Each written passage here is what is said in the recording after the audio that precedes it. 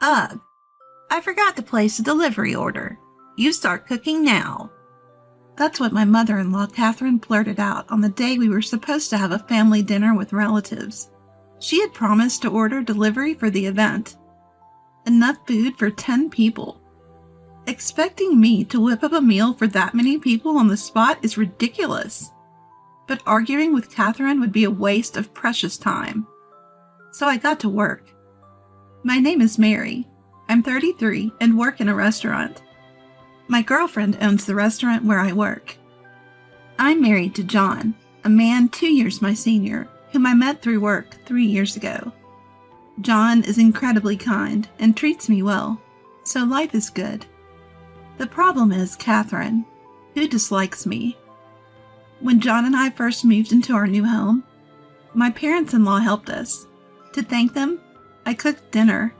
My father-in-law David praised my cooking, saying, "This is really delicious. Mary, you're an excellent cook." I was genuinely pleased and thanked him with a smile. Catherine didn't like that David praised me.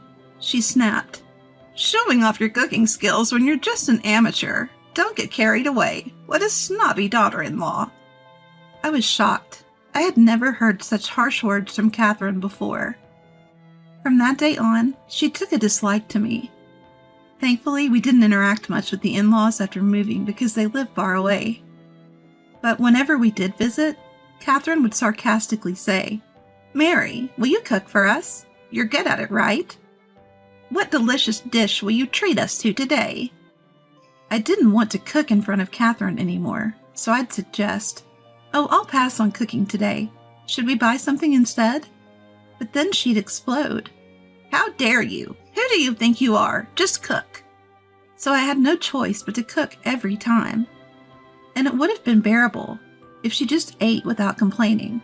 But she always said, "This is not to my taste," making the experience truly miserable. I dreaded going to the in-laws because of Catherine, who acted like an angel in front of David and John. It's so thorough that it can be said to be perfect. She never said anything sarcastic about me in front of David or my husband, and always when they weren't looking.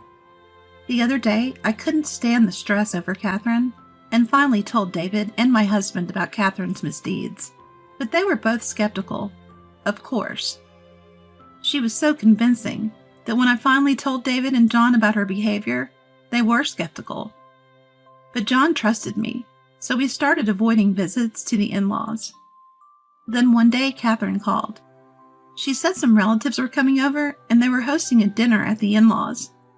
It was more of a "you must come" than an invitation, but I decided to consult John first. John said we didn't have to go, but one of the relatives, Henry, had been kind to us, so we decided to go for his sake. When I told Catherine, she said, "Good, we're expecting a lot of people, so I'll order delivery. I'll handle the reservations." I was relieved. If she was ordering delivery, I wouldn't have to cook. "But you'll have to help clean the house," she added. I agreed. On the day of the dinner, John and I arrived at the in-laws in the afternoon to help clean. That's when Catherine dropped the bomb. "Oh dear, I forgot to place the delivery order. What are we going to do?" I frantically called nearby restaurants that could deliver, but because it was last minute and for 10 people, they all turned us down. Time was ticking, and it was soon time to pick up the relatives. Catherine and I decided to buy some pre-made salads and chicken from a nearby supermarket, while John and David went to fetch the relatives. The moment the front door closed behind our husbands, Catherine started boiling water. To my surprise, she said, "Pre-made food is so bland. You can make everything from scratch, can't you?" Her mocking smile filled me with both anger and suspicion. "Did you intentionally forget to place the delivery order, Catherine?" I thought about it, but time was of the essence. I considered walking out, but I couldn't let down Henry and our husbands, who had gone to pick up the relatives. Reluctantly, very reluctantly, I agreed. I quickly planned a menu in my head and dashed to the local supermarket to buy ingredients. I didn't have time to compare prices. I just grabbed what I needed for the recipes that came to mind. If Catherine had intentionally skipped the delivery, She'd surely criticize me for using what was already in the house. So I even repurchased the seasonings I usually use. When I returned to the in-laws' house, laden with bags, Catherine was leisurely sipping coffee in the living room. "My, you've bought a lot. I'm sure you'll make us lots of delicious dishes. What's with that face? I'm letting you use my kitchen, so get cooking." I was infuriated by her tone that I considered dropping everything and leaving. But I swallowed my anger and started cooking, not for Catherine, but for Henry and the other relatives. As I hurriedly prepared the meal, Catherine would occasionally come in to criticize my taste, my presentation, and more. When I asked where certain kitchen tools were, she just laughed and didn't tell me. If I found them myself, she'd say, "You're rummaging through my kitchen like a common thief." I was furious, but time was running out, so I focused on cooking. Finally, the meal was ready. I looked at the clock. The husbands would be back in less than 10 minutes. I felt a sense of relief, but then Catherine came over to inspect the dishes. "I'm so glad you made it in time. I was worried we wouldn't have anything to offer our guests." She laughed, implying that I was slow and inefficient. I was about to say, "The whole reason we're in this mess is that you didn't order delivery," when she clapped her hands and looked at me with a smile. "Well, you've served your purpose. You can leave now." I was stunned. Not a single word of thanks? And now this? Catherine let out an exaggerated sigh and shook her head as I stood there speechless. "Do you even know what today is? It's a day for our family to gather and eat. It would be strange for you, a daughter-in-law, to be there. You're an outsider. Were you planning to eat with us? How presumptuous." I had a lot to say, but it all vanished. I couldn't waste another second on this woman. "Understood. I won't come back again." As I prepared to leave, Catherine watched me with a malicious grin. I texted my still absent husband and left the in-laws' house without looking back, heading home. I asked my husband to convey my thanks to Henry and told him I would never visit the in-laws again. My husband, now aware of the situation, was furious but agreed for Henry's sake. 3 hours later, Catherine called. I ignored it, but she kept calling, so I blocked her number. Then my husband called.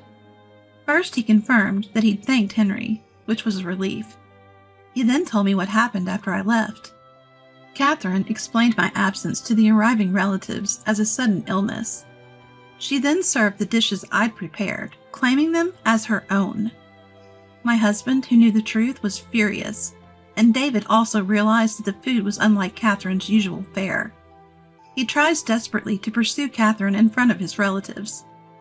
Henry took one bite and immediately said, "This tastes like Wilson's restaurant. You're saying you made this?" Catherine stumbled over her words as Henry grilled her on the ingredients and the dish names.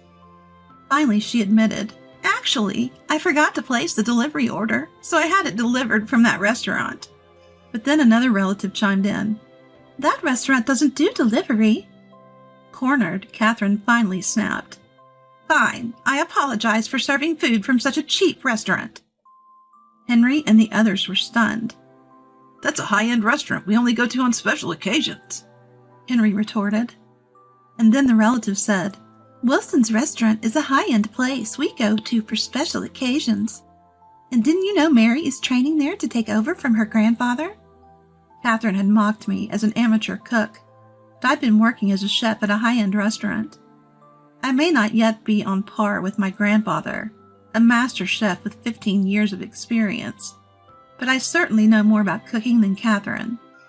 I had clearly told her where I worked and that it was my grandfather's restaurant.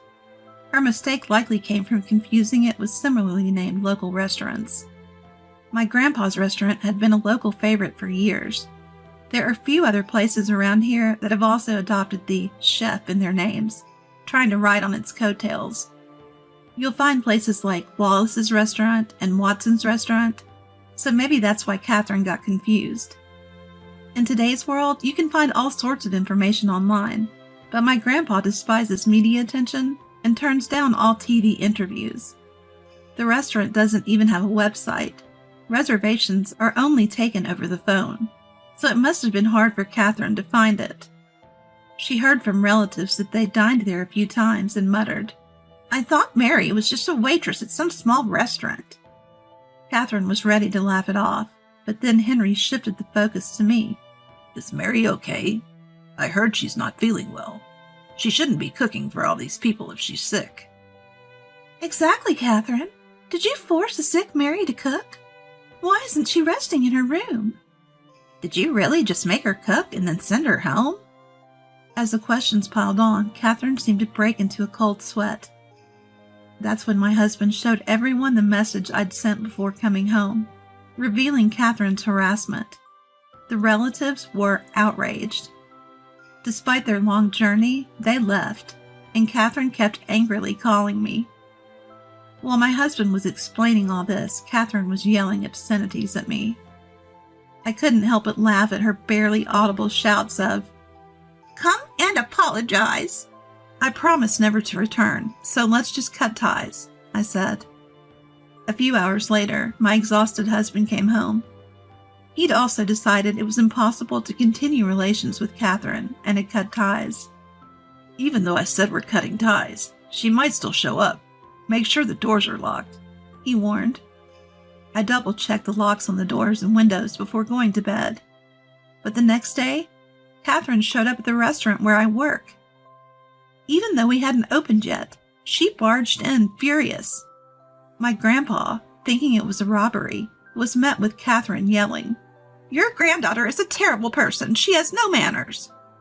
Amidst her nonsense, I tried to intervene, but my grandpa calmly looked down at her.